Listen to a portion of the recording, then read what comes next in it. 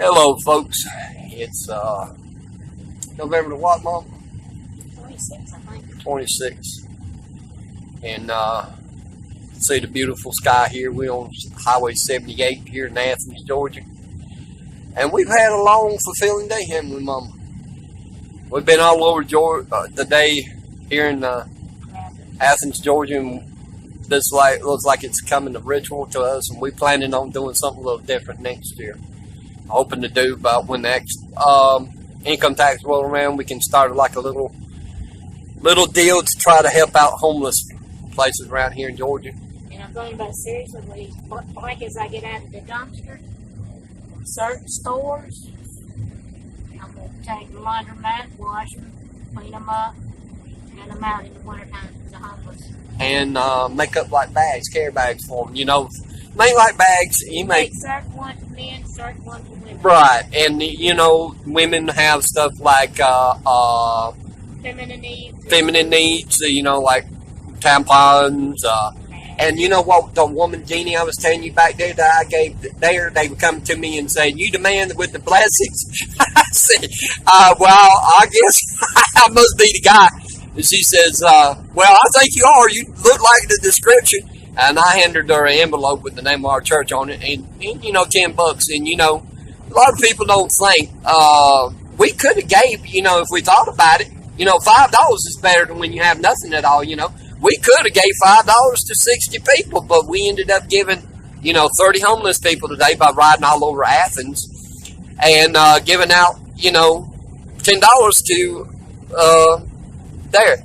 And folks, people ask me, why am I doing this? Well, what do I give out by passing out a Christmas bonus that I got from on the job?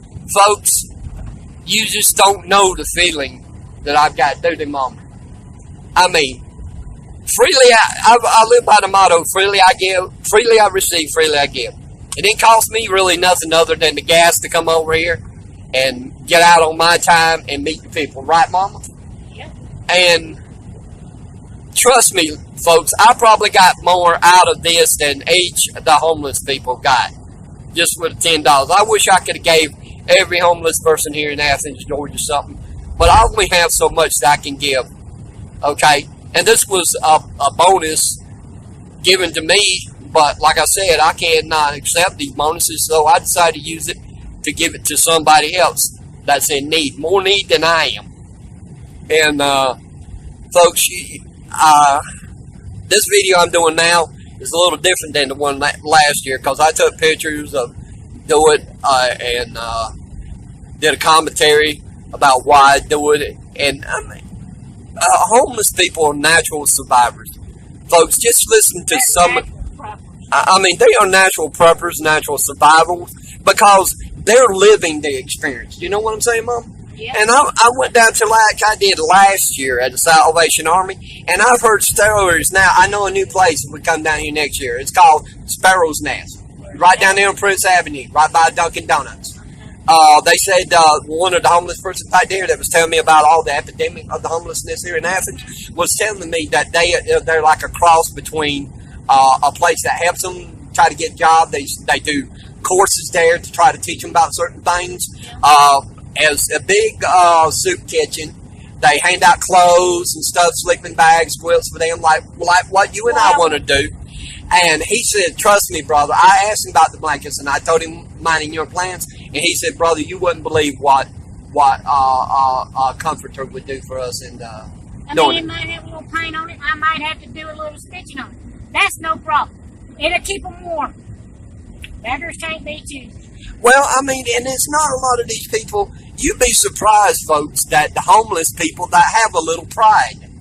He said for the vast majority, this homeless person was telling me, he was a 15-month, been out of jail. He was in North Cross, Georgia, and the police brought him down here to Athens.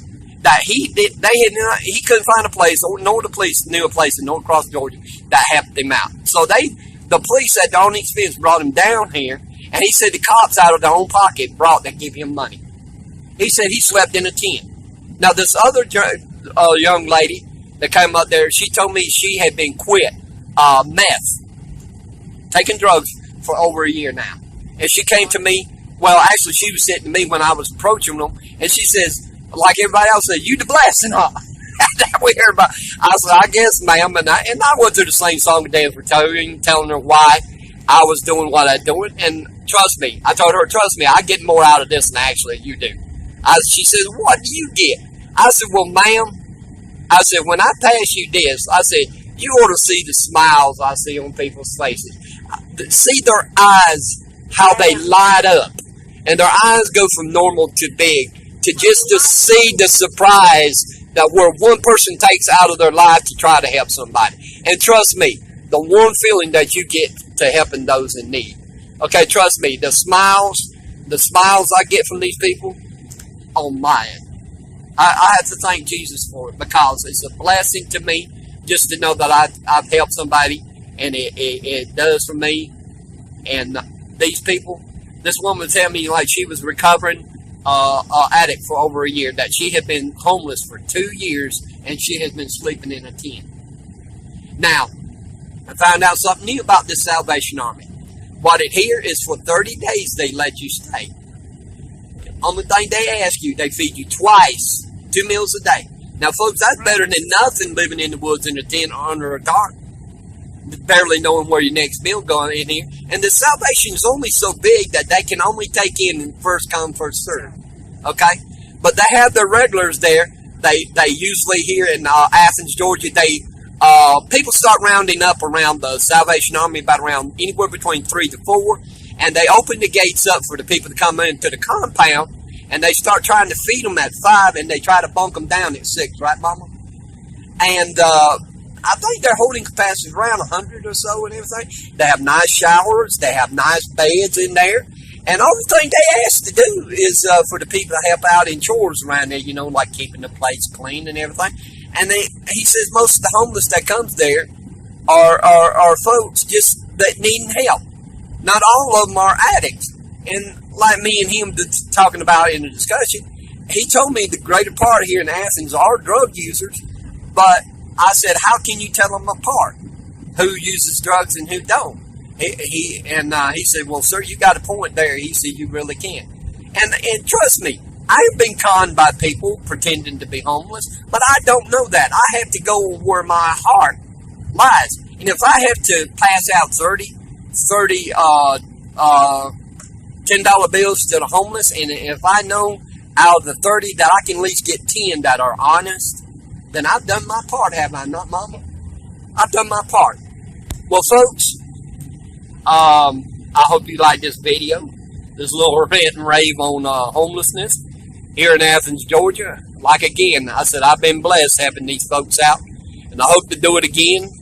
If not here in Athens, probably Augusta or Macon next year. Hopefully, maybe when the income tax comes around, I can do something else. And this is old Pastor Lewis M. Floyd Jr. with his family, a.k.a. Bubba, the Jewish Redneck Prepper. If you like this video, how about hit the like button and leave a comment. And if you're not a subscriber, subscribe to my channel, the Jewish Redneck Prepper. Until the next time, God bless. Love one another. Shalom.